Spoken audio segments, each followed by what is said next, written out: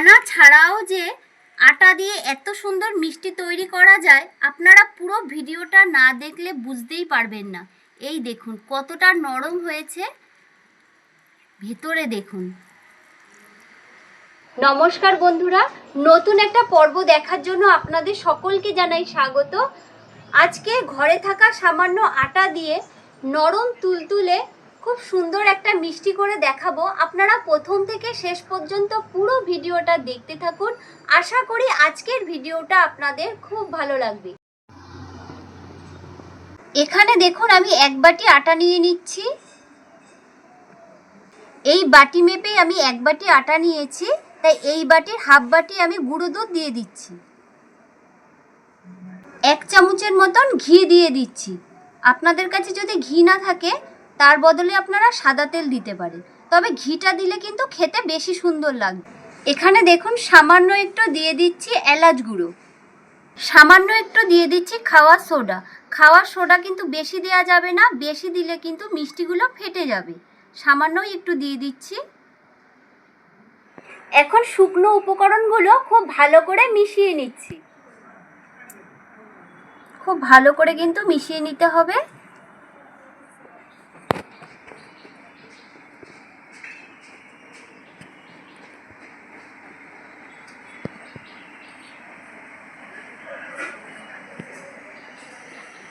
দেখুন খুব ভালো করে কিন্তু মিশিয়ে নিয়েছি। এখানে দেখুন কিছুটা দুধ আমি গরম করে ঠান্ডা করে নিয়েছি। এখন আমি অল্প অল্প দিয়ে আটাটা খুব ভালো করে মেখে নিচ্ছি।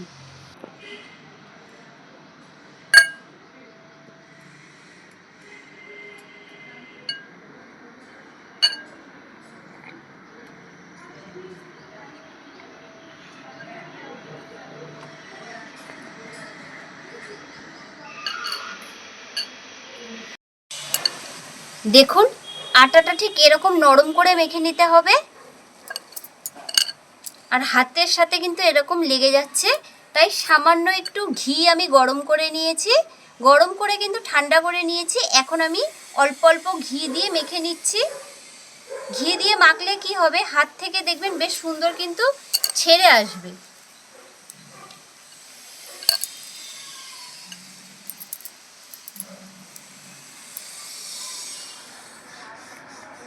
এই দেখুন বেশ সুন্দর করে কিন্তু মেখে নিয়েছি।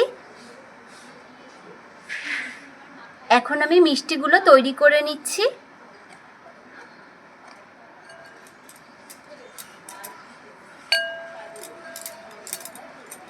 ছোট ছোট করে লেচি কেটে নিচ্ছি।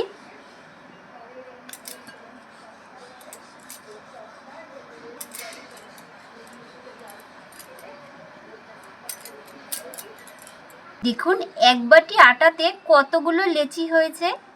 এখন আমি মিষ্টিগুলো রেডি করে নিচ্ছি।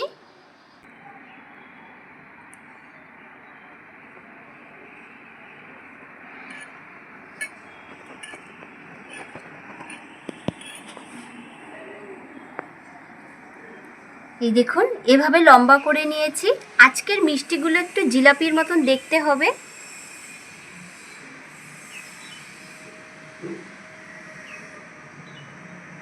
এভাবে মুখটা একটু আমি আটকে দিচ্ছি।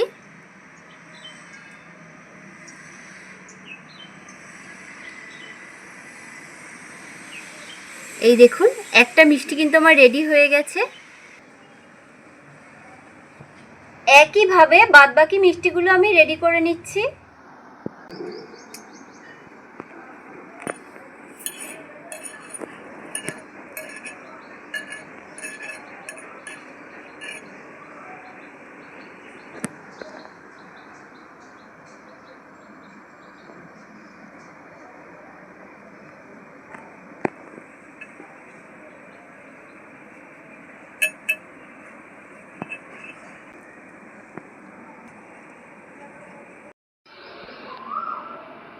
দেখুন মিষ্টিগুলো কিন্তু আমার রেডি হয়ে গেছে, আর দেখতে কতটা সুন্দর লাগছে।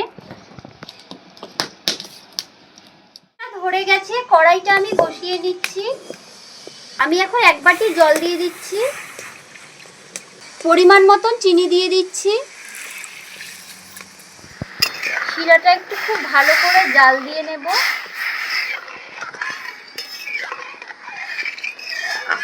চিনির শিরাটা দেখুন বেশ সুন্দর ফুটে উঠেছে। শিরাটা আমার রেডি হয়ে গেছে, এখন আমি নামিয়ে নিচ্ছি। এখন একটা কড়াই বসিয়ে মিষ্টিগুলো ভেজে নেব। পরিমাণ মতন সাদা তেল দিয়ে দিচ্ছি। তেলটা হালকা করে গরম করে নিয়েছি, এখন মিষ্টিগুলো দিয়ে দিচ্ছি।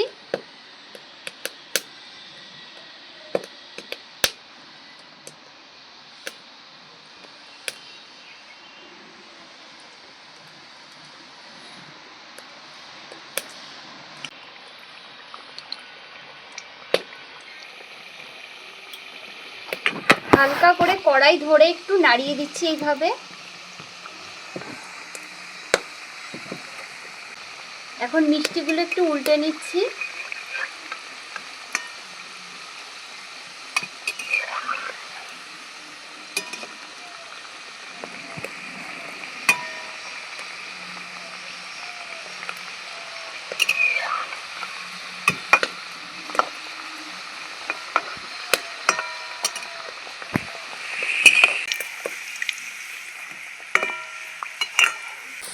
দেখুন মিষ্টিগুলো কত সুন্দর ফুলে উঠছে, এই দেখুন।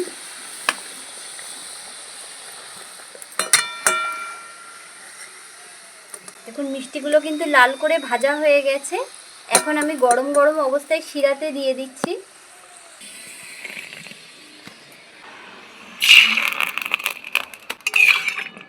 শিরার মধ্যে এইভাবে একটু ডুবিয়ে রেখে দেবো।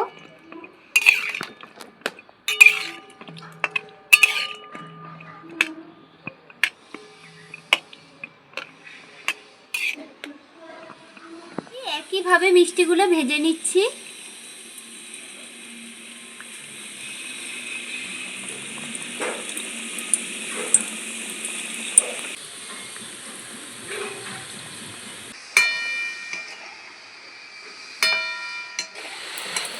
এই মিষ্টিগুলো দেখুন লাল করে ভাজা হয়ে গেছে। এই অবস্থায় আমি শিরার মধ্যে দিয়ে দিচ্ছি। রসের মধ্যে ডুবিয়ে দিচ্ছি।